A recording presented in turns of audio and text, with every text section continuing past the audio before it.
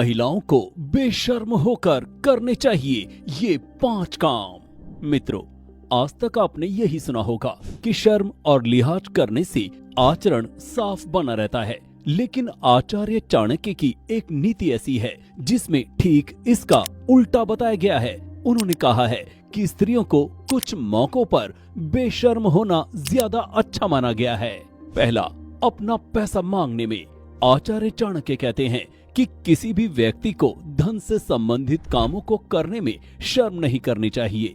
जो व्यक्ति पैसों से संबंधित कोई भी कार्य करने में शर्म करता है, उसे आर्थिक परेशानियों का सामना करना पड़ता है। जैसे अगर किसी व्यक्ति को पैसा उधार दिया है और हम शर्म के कारण उसे वापस नहीं मांग पा रहे हैं, तो ऐसे में धन की हानि निश्चित है। ऐसा करने से हमारा ही नुकसान हो सकता है। दूसरा, गुरु से सवाल पूछने में। दूसरा ज्ञान चाणक्य ने यह दिया है कि जो व्यक्ति अपने गुरु से कोई प्रश्न पूछने में शर्माता हो, तो ऐसे व्यक्ति को कभी ज्ञान की प्राप्ति नहीं हो सकती है। अच्छा शिष्य शिक्षा प्राप्ति के समय शर्म नहीं करता है, इसलिए कभी भी अपने गुरु से प्रश्न पूछने में शर्म नहीं करनी चाहिए। तीसरा, खाना खाते समय। यदि कोई व्यक्ति खाना खाने में शर्म करता है, तो वो भूखा ही रह जाएगा। कभी कभी लोग अपने रिश्तेदारों या करीबियों के यहाँ भोजन करते हुए शर्म करते हैं। इस पर चाणक्य का कहना है कि ऐसे लोग भरपेट भोजन नहीं कर पाते हैं, इसलिए खाना खाने में किसी तरह की शर्म नहीं करनी चाहिए। औषध। यदि कोई मनुष्य किसी बीमारी से पीड़ित है, तो उसे कभी भी उसका उपचार लेने में कभी शर्म नहीं करनी चाहिए, फिर चाहे वो उपचार किसी भी व्यक्ति के द्वारा बताया गया हो, चाहे फिर क्यों ना वो व्यक्ति कोई गरीब हो, नीच कुल का हो, प्रतिद्वंद्वी या शत्रु ही हो। उसे अपनी बीमारी को सही करने के हर संभव और उचित उपाय करने चाहिए, क्योंकि यदि कोई व्यक्ति इसमें किसी प्रकार की कोई भी शर्म करता है, तो उसे भविष्य में इसकी भारी कीमत चुकानी पड़ सकती है। और अब बात करते हैं शुक्रदेव द्वारा बताई गई ऐसी 3 चीजों के बारे में जिन्हें भूल से भी लेना नहीं चाहिए। शुक्राचार्य बताते हैं कि किसी भी बुद्धिमान मनुष्य को किसी व्यक्ति की तुच्छ से तुच्छ कोई वस्तु भी बिना कुछ दिए नहीं लेनी चाहिए। यदि आप किसी से कुछ लेते हैं, तो बदले में उसे कुछ न कुछ जरूर दें। कभी भी मुफ्त की वस्तुओं को ना स्वीकारें, क्योंकि ये अनुचित है और भविष्य में अनर्थ का कारण भी बन सकता है।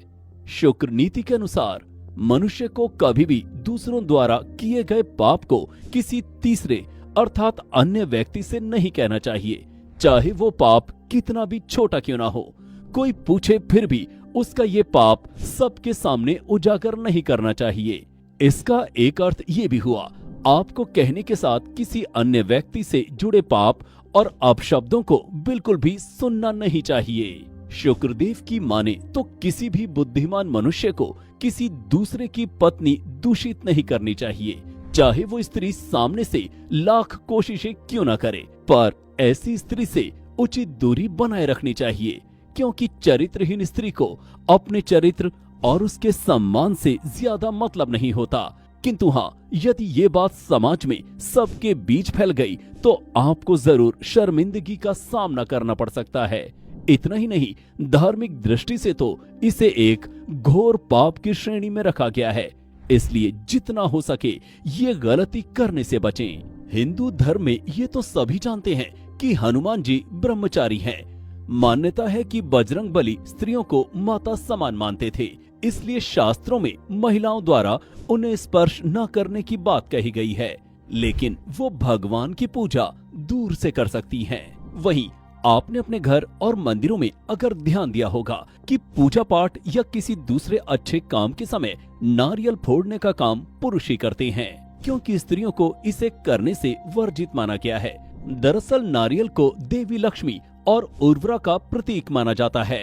हालांकि महिलाएं भगवान के सामने नारियल का भोग खा सकती हैं। इसके अलावा जब भी किसी देवी या देवता को किसी जानवर की बलि दी जाती है, तो ये काम हमेशा पुरुष ही करते हैं, क्योंकि स्त्रियों के लिए इस कार्य को भी शास्त्रों में मना किया गया है।